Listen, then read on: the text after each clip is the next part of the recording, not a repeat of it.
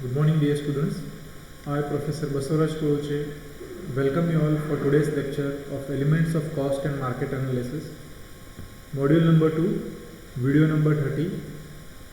In previous class we have seen certain assumptions of law of diminishing marginal utility. After that, now we will see the exceptions for the law of diminishing marginal utility. The law of diminishing marginal utility states that with the consumption of every successive unit of commodity yields marginal utility with a diminishing rate. However, there are certain situations or things on which the law of diminishing marginal utility does not apply. Practically, certain situations at which this law cannot be applicable or will not be proven true. Let us see which are those points where the law of diminishing marginal utility may not stand true. In that, first one is hobbies. If a person is having some hobby and if that hobby will not reduce your utility with the successive units.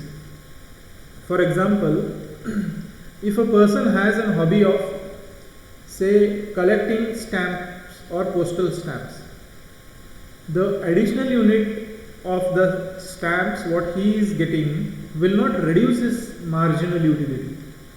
So therefore, at this point of time, in hobbies, the law of diminishing marginal utility will not stand true. The second example, if a person is having a hobby of painting,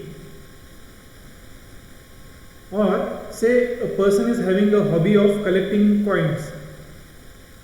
At that point of time, when a person gets coins continuously, then his marginal utility may not be reduced. So therefore, in this situation, the law of diminishing marginal utility does not apply. After that, the second exception is drunkards or drug addicted people. The drunkards means the person who drinks wine. In Marathi they call them as darude. These people, whenever they are drinking the additional glass of wine, at that point of time, their utility is not reducing. So, in this situation, if a person is drug addicted and if he is, say, using or consuming drugs continuously, even then his utility will not reduce. So therefore, in this situation also, the marginal utility of, that is the law of diminishing marginal utility, will not be applicable. After that, another exception is music and poetry. When we are listening music or poetry, at that point of time, the additional unit or additional music what we are listening may not reduce our utility. So therefore, in this situation also, the law of diminishing marginal utility may not be applicable or may not be proven true. After that, reading. Reading also is a continuous process wherein the additional thing what we read may not reduce our utility. It will add on to our knowledge. So therefore, in this situation also, the law of diminishing marginal utility does not apply or is not applicable. So these are the situations where the law of diminishing marginal utility cannot be proven true or may not be applicable. That is, in hobbies, drunkards or drug addicted people, music and poetry, and reading. Let us move further. We have a concept of cardinal utility and ordinal utility. A 2 marks question may come, what do you mean by cardinal utility or ordinal utility? Or a 5 marks question may be there asking differentiate between cardinal utility and ordinal utility. The concept of cardinal utility was given by Marshall. According to cardinal utility approach, The satisfaction derived by the consumer of any goods or service can be measured with numbers. The unit of measurement is utils. And here, ordinal utility concept was given by J.R. Hicks. According to ordinal utility approach, the satisfaction derived by the consumption of any goods or service can be measured by using a rank system. So here, cardinal utility means it is measured with the numbers in terms of utils, how many utils he or she has got.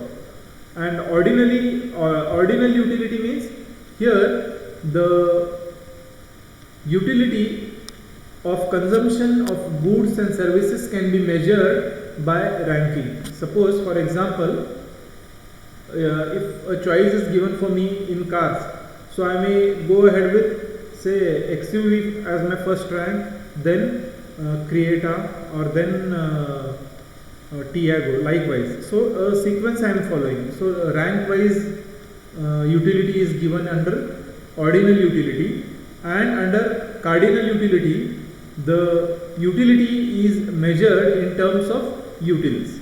So this is the meaning of ordinal utility and cardinal utility. Here in ordinal utility, the utility is measured in terms of numbers in the units of, and the unit of measurement is utils. And in ordinal utility, the concept of ordinal utility was given by J.K. Hicks, and according to him, the utility of a person by consuming any goods or services can be measured in ranks. So this is the meaning of ordinal utility. And also the differentiation between these two things, that is cardinal and ordinal.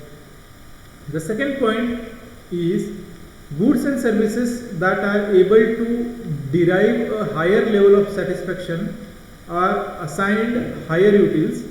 Similarly, goods and services that result in lower level of satisfaction are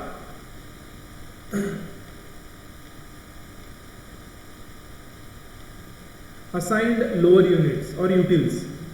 Whereas in ordinal utility, goods and services that are able to derive a higher level of satisfaction are assigned higher ranks, and similarly goods and services that result in lower level of satisfaction are assigned lower ranks or lower grades.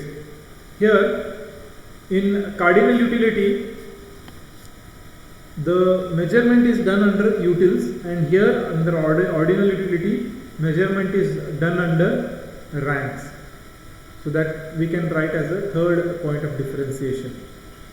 Then here cardinal utility, it is a quantitative method, whereas ordinal utility, it is a qualitative method. So these are the differentiation between cardinal utility and ordinal utility. A 2 marks question may come on any of the meaning, or maybe for 5 marks for differentiation between cardinal utility and ordinal utility. After that, we are supposed to see the supply concepts, law of supply, and factors affecting supply, and other concepts related to supply. These things we shall see in tomorrow's class. Till then, we shall stop here. Thank you. Good day.